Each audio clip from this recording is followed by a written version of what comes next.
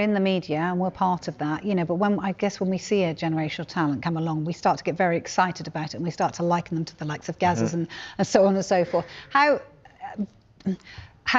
what's the word I'm looking for? When we need to temper our expectations as well as everyone's out there. We need to be very what's the word I'm looking for? When we need to temper our expectations as well as everyone's out there. We need to be very mindful of that in the media. So too, the FA, you'd expect the FA to come in and help this process so that he doesn't go, or get used too much or. I think with, like with different players that we've seen, as I've mentioned, everybody's probably learned a little bit to not get too excited or to put too much pressure on him. We are talking about him now on television, but so that kind of contradicts it. But I think everyone's just excited about him. Like what a great player at such a young age to come on and do that in the game. What he's showed every time he's touched the first team pitch.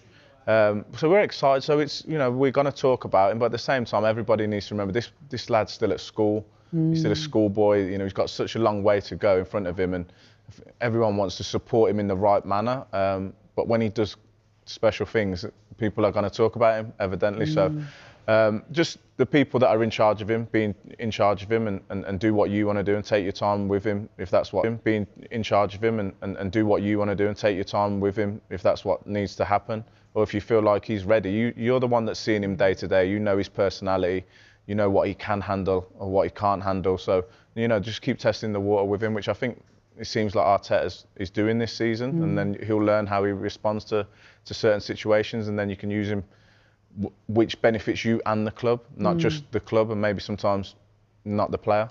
Who was your biggest influence when you were 16? What was happening to you?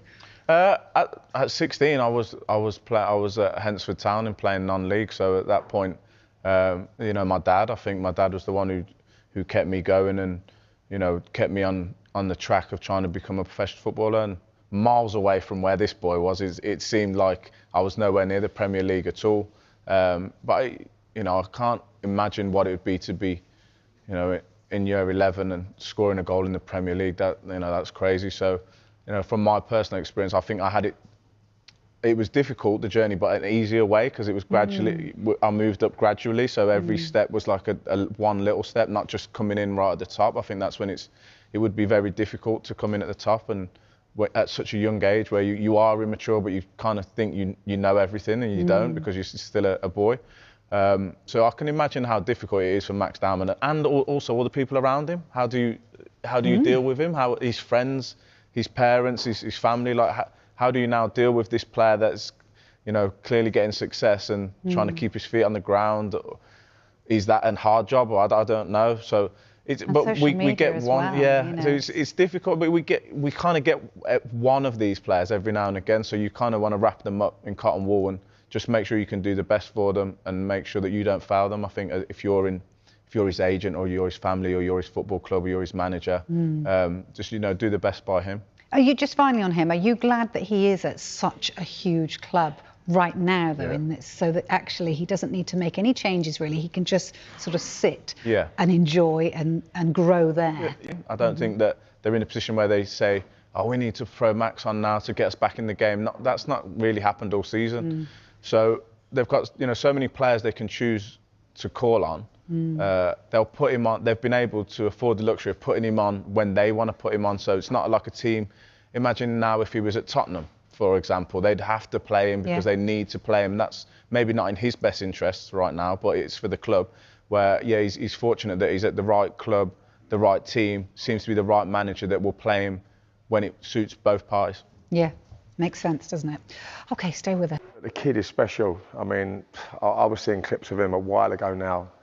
It reminds me, and he probably won't want to be compared with anyone because he probably wants to be, Max Dowman, his own player. But when I see him play, he reminds me so much of Jack Wilshere. He reminds me of Gascoigne, but he's almost got more power than what Jack had. And the way he glides on the ball is like a Gaza. His balance, I mean, the confidence the kid has. Now, when he comes on a football pitch, it's just like, come on and give me the ball. Like, doesn't look like he feels pressure. Look, he'll have to be looked after. I'm sure he's got an incredible family around him and a team and a support network that will make sure that there's no interference and no outside noise because, listen, we've seen it time and time again with young English talent. For whatever reason, they get too carried away or they get bad advice or they've got people in their head. and sometimes that can really affect a young player. I don't think that's going to happen with Max. I don't know him personally, but knowing the club like I do, I think he's in good hands at Arsenal, and I do think they've got to be careful with him about playing too many games. But I'm also of the opinion that if you're good enough, you're old enough. So, why not play him?